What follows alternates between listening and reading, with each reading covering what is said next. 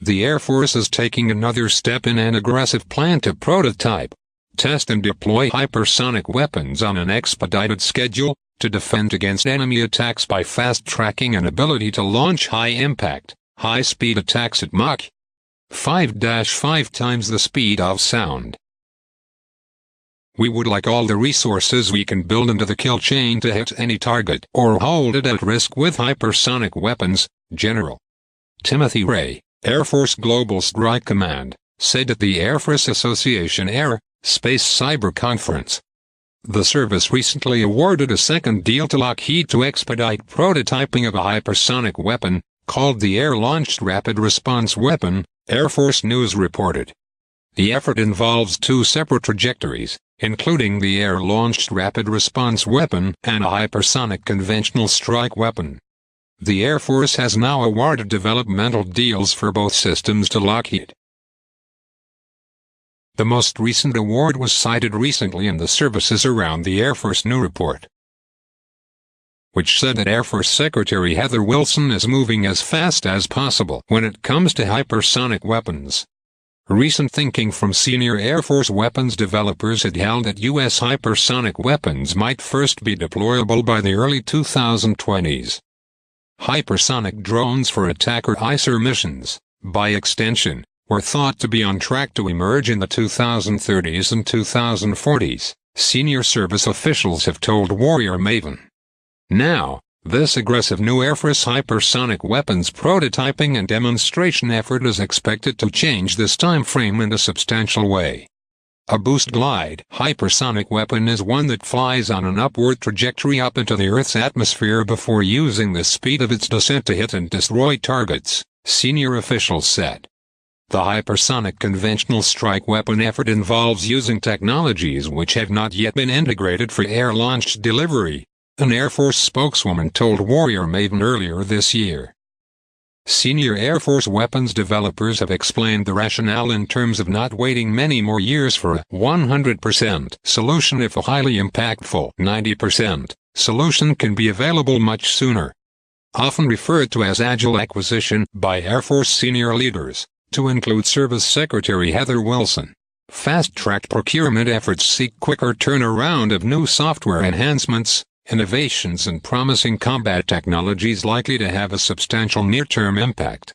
While multi-year developmental programs are by no means disappearing, the idea is to circumvent some of the more bureaucratic and cumbersome elements of the acquisition process. A weapon traveling at hypersonic speeds, naturally, would better enable offensive missile strikes to destroy targets such as enemy ships, buildings, air defenses and even drones and fixed-wing or rotary aircraft depending upon the guidance technology available.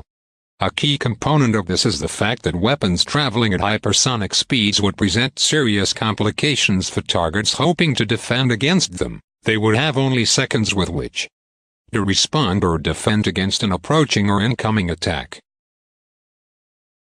In fact, while emphasizing the current Air Force push for hypersonic weapons, Ray raised this precise concern. The challenge becomes your ability to defend against hypersonic weapons. They are not easily defendable, Ray told an audience at the AFA conference. Along these lines, the advent of hypersonic weapons is a key reason why some are questioning the future survivability of large platforms such as aircraft carriers.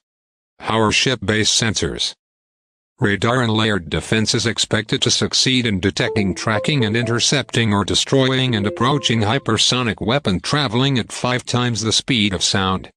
Hypersonic weapons will quite likely be engineered as kinetic energy strike weapons, meaning they will not use explosives but rather rely upon sheer speed and the force of impact to destroy targets, developers explain.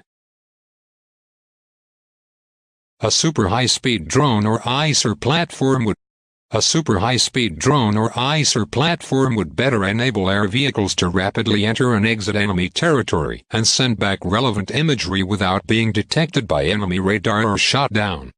Although potential defensive uses for hypersonic weapons, interceptors or vehicles are by no means beyond the realm of consideration, the principal effort at the moment is to engineer offensive weapons able to quickly destroy enemy targets at great distances. Scientists explain that speed of sound can vary, depending upon the altitude. At the ground level it is roughly 1,100 feet per second. Accordingly, if a weapon is engineered with 2,000 seconds worth of fuel, it can travel up to 2,000 miles to a target, a senior Air Force scientist told Warrior in a previous interview. This hypersonic weapons acceleration is taking place within a high-threat global environment.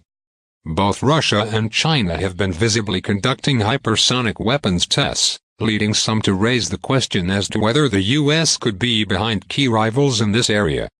A report in Popular Mechanics cites Chinese state media as having announced a successful test of a new Wave Rider hypersonic vehicle. The hypersonic vehicle that detached from the booster rocket flew for 400 seconds, achieving a maximum speed of Mach 5.5 to 6, 4,200 to 4,600 miles an hour, and reaching an altitude of 100,000 feet, the report says. Also, a report in The Diplomat earlier this year outlines Chinese DF-17 hypersonic missile tests in November of last year. In an essay from earlier this year titled Hypersonic Missiles: A New Proliferation Challenge, RAND scholar Richard Spire further specifies the seriousness of hypersonic missile threats.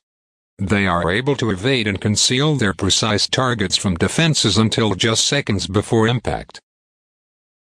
This leaves targeted states with almost no time to respond. Hypersonic missiles require a reconsideration of traditional second strike calculations, as they have the potential to decapitate a nation's leadership before it has the opportunity to launch a counterattack, Spire writes.